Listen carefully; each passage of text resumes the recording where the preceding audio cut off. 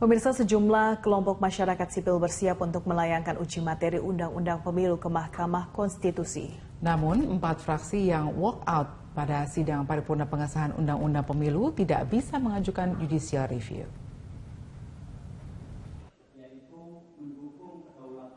Pengesahan Undang-Undang Pemilu dengan ketentuan presidensial threshold sebesar 20% perolehan kursi DPR dan 25% suara sah nasional membuat sejumlah kelompok masyarakat sipil bersiap melayangkan gugatan uji materi ke MK. Perkumpulan untuk Pemilu dan Demokrasi akan mengajukan gugatan uji materi terhadap ketentuan ambang batas presiden.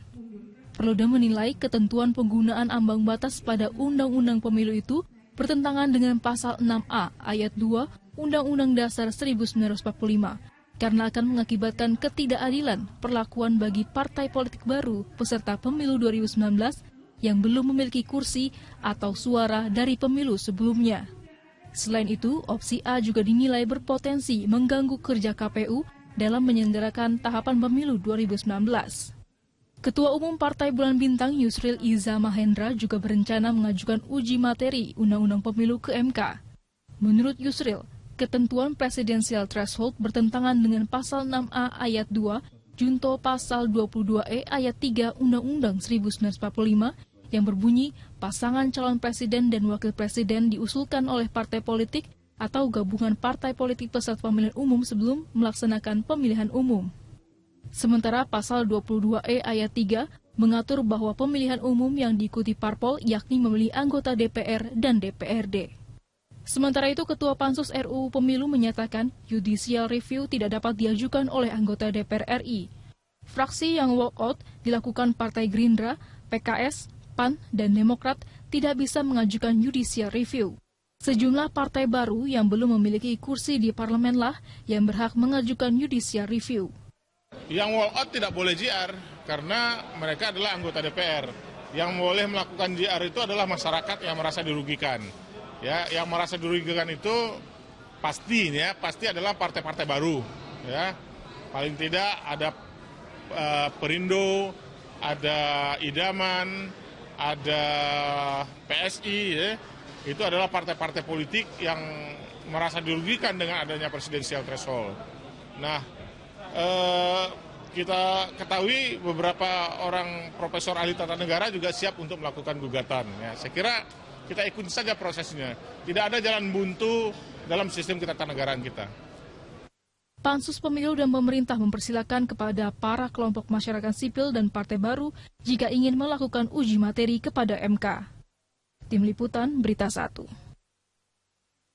Meski telah mendapat pengesahan DPR RI, namun Undang-Undang Pemilu terkait syarat mengusung calon presiden mendapat penolakan sejumlah elemen masyarakat. Hari ini salah seorang politisi resmi mengajukan gugatan ke Mahkamah Konstitusi.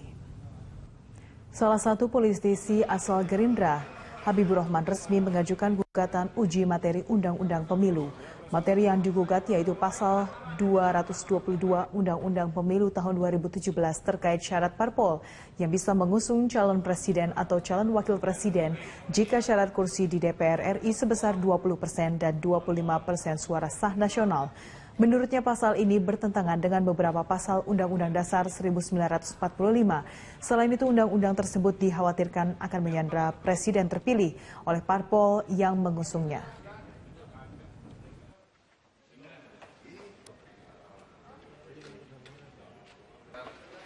Dalam rezim hukum di MK bahwa kerugian itu tidak hanya langsung tapi juga ada potensial, ya, kerugian yang bersifat potensial.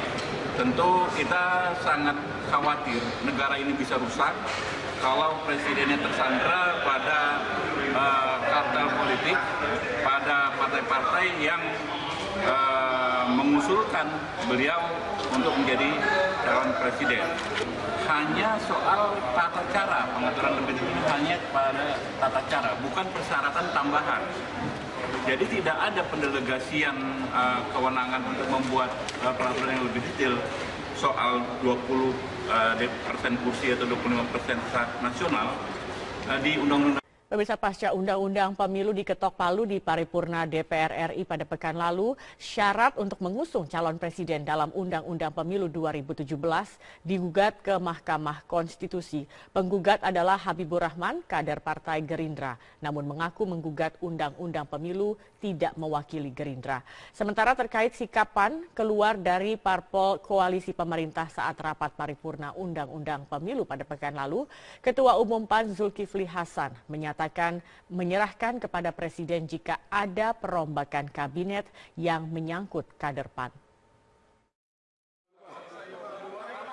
Perwakilan advokat cinta tanah air Habibur Rahman mengaku sebagai kuasa hukum bukan sebagai kader Gerindra menggugat pasal 222 Undang-Undang Pemilu tahun 2017 tentang syarat mengusung calon presiden dan calon wakil presiden sebesar 20% dan 25% suara sah nasional. Pasal tersebut dinilai bertentangan Undang-Undang Dasar 1945, di mana pemilihan capres tidak mengacu pada hasil pemilihan legislatif. Kartel politik pada partai-partai yang mengusulkan beliau untuk menjadi calon presiden, sehingga dan hal itu sebetulnya sudah diantisipasi oleh pembuat Undang-Undang Dasar 45 ya pada saat amandemen. Sementara terkait sikapan keluar dalam sikap koalisi parpol pendukung pemerintah saat rapat paripurna Undang-Undang Pemilu pekan lalu, Ketua Umum Partai Amanat Nasional menyerahkan kepada Presiden jika ada perombakan kabinet yang menyangkut kader PAN. Zulkifli menyatakan saat itu fraksinya bukan walk out namun abstain saat pemungutan suara rapat paripurna karena pertimbangan eksistensi partai.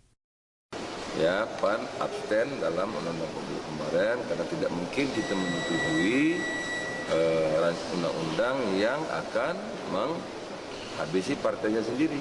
Gitu. Ya, tidak ada terkait dengan Partai Amanat Nasional bersikap berubah-ubah berada dalam koalisi parpol pendukung pemerintah. PAN awalnya bukanlah parpol pendukung Joko Widodo Yusuf Kala. Sebab pada Pilpres 2014, PAN mengusung pasangan Capres-Cawapres Prabowo Subianto Hatta Rajasa yang kalah atas pasangan Capres-Cawapres Jokowi JK.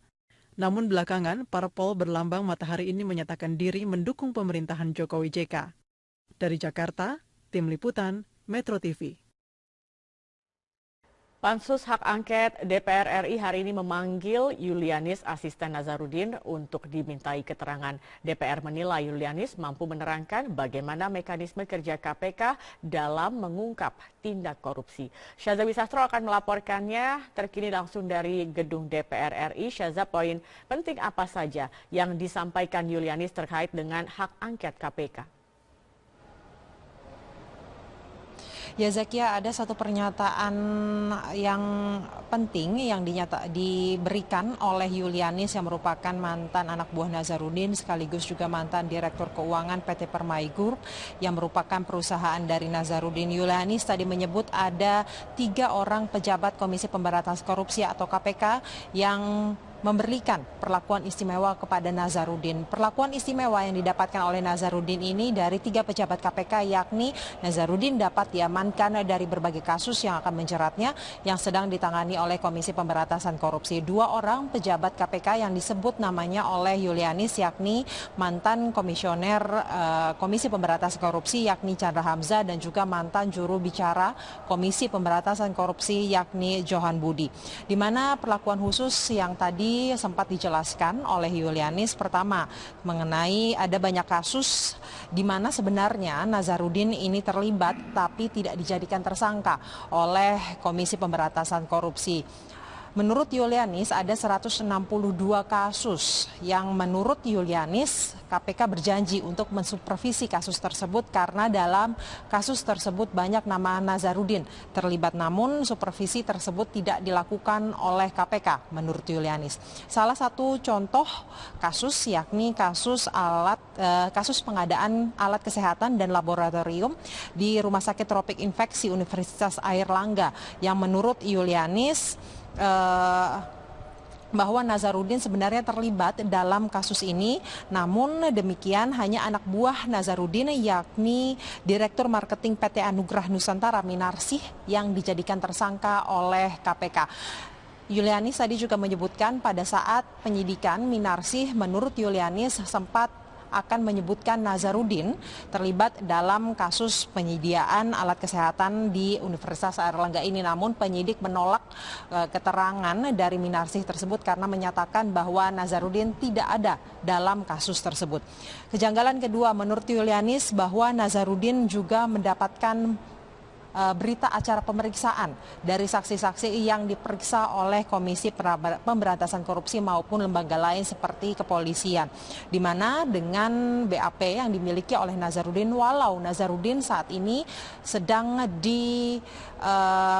pidana atau sedang menjalankan hukuman pidana, namun Nazarudin bisa mendapatkan BAP tersebut dan kemudian kerap memanggil anak buah dari Nazarudin ke penjara di Lapas Sukamiskin untuk kemudian didikte jika akan memberikan keterangan kepada KPK. Salah satunya yang dipanggil oleh Nazarudin, maksud kami, yakni Marisi Matondang. Selain itu, menurut Yulianis juga pada saat pemeriksaan Marisi Matondang di KPK, Nazarudin tiba-tiba masuk ke dalam ruang pemeriksaan dan memberikan keterangan kepada penyidik, dan penyidik menulis BAP Marisi Matondang berdasarkan keterangan dari Nazarudin. Selain itu, Yulianis juga menuding bahwa sebenarnya banyak kesaksian bohong yang diberikan oleh Nazarudin kepada penyidik KPK dan juga pada saat persidangan. Namun menurut Yulianis, KPK tidak peduli kesaksian palsu selama KPK diuntungkan. Berikut pernyataan dari Yulianis saat memberikan keterangan di depan pansus angket KPK di DPR. KPK tidak peduli kesaksian palsu selama KPK diuntungkan. Karena saya mencontohnya di kasus Nazarudin ya Pak ya. KPK tidak peduli kesaksian palsu selama KPK itu diuntungkan dengan kesaksian itu. Tapi KPK akan peduli kesaksian yang dianggap KPK palsu bila merugikan KPK. Bisa instruksi sedikit mempertegas, bisa nggak diberi contoh satu kasus yang tidak dipedulikan oleh KPK? Contohnya udah banyak tadi Pak. Kasus Nazar, kalau saya kan di kasus Nazarudin, dan saya tidak akan ke kasus-kasus yang lain karena itu saya tidak mengalami.